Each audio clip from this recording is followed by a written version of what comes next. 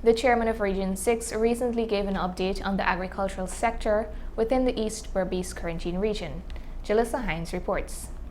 While delivering the Agriculture Committee report at the Regional Democratic Council's monthly statutory meeting last Thursday, Chairman of the Region 6 Regional Democratic Council, Mr. David Armagon, highlighted the upcoming lengthy rainy season and is urging residents to desist from littering. Prediction is that we're going to have heavy rainfall again, and it's going to be a little bit prolonged. So it means therefore that our drainage systems have to be in order to avoid any large-scale flooding. Of course, if the rain falls 2-3 days non-stop, then it's difficult for us to be able to take all that water off the land as quickly as possible. So there will be, but what we have to do at our end here is to make sure that we prepare for the rainy season.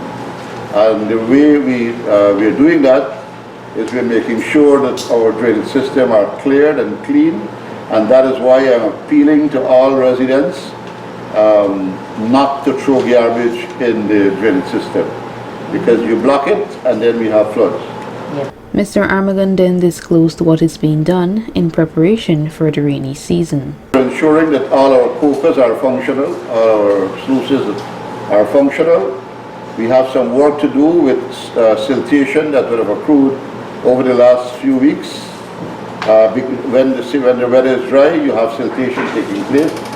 And so we have to go down and do some cleaning in some of the areas that are, some of the cokers and some of the sluices that have siltation.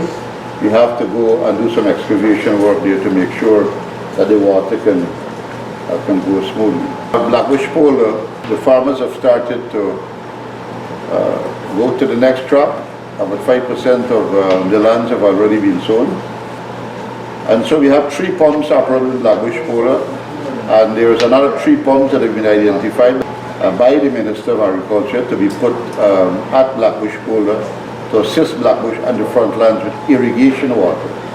He went on to note, we have some mobile pumps, so the event of flooding, as we did on the last occasion, we can take the irrigation pumps that are mobile and use them for drainage purposes. So it's like a double purpose. So we're preparing for that. We have some work to do too at Travel Creek to repair some bridges and some dams and some canals. So we're going to work very closely with the area to get some of these things done. Mr. Armagon then reveals these details about the month of extension granted by the Vice President for the distribution of the flood relief grant. For people to go and make representation with regards to their loss. During that period, the 1-month period, Nari alone, I haven't got the figures for rice, but Nari alone received 2,641 more complaints. Yes. Right, because the earlier one was just over 5,000. So this is an additional 2,600 odd. But right now, the verification process is on, and so who have the proof that indeed they lost, their names would be placed on the list and they would be given some grants. But those who intend on making mischief, their names will not be on the list. He went on to highlight some of the fraudulent activities that were uncovered during the ongoing verification process. And we have already discovered that some people have booked their name here and went to Albion and booked their name too, and went to Skeleton and booked their name too. And that's some of the things that we have started to discover. And then we have some instances where the farmer has already collected money, and he now sends his wife to make representation to collect money. So these are all things that we will have to look at to make sure that we don't have duplication in payments. And so it's going to take some time. Already people are running into the region here to find out when they will get a check. They only complained last week, and they're running in this week to find out when they will get their checks. But I told them very clearly that the verification exercise will have to be completed, and when that exercise is completed, then the checks will be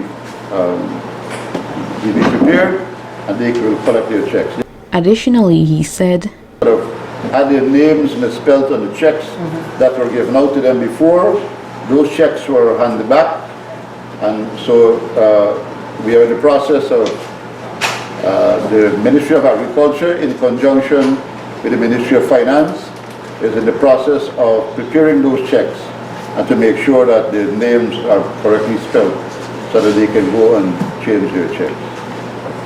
All right, of course, we have discovered too that some people would have put their names on, and when you go and check, they really didn't plant no rice for the last 2 years, but the rice field sits there, and so in those cases too, I don't know, a decision has to be made by the Honorable Minister and by the Ministry of Agriculture as to how we'll deal with those people who we find would have, used the system to their own benefit. lastly, he noted these details about the production at the Albion Sugar Estate. As you know, Albion Estate suffered tremendously as a result of the flood. They would have lost some amount of cane, and as a result of that, the target that they were supposed to make for this crop looks very, very difficult at this stage. So there will be a shortfall in sugar production at Albion Estate. Reporting for Channel 8 News, I am Jalissa Hines.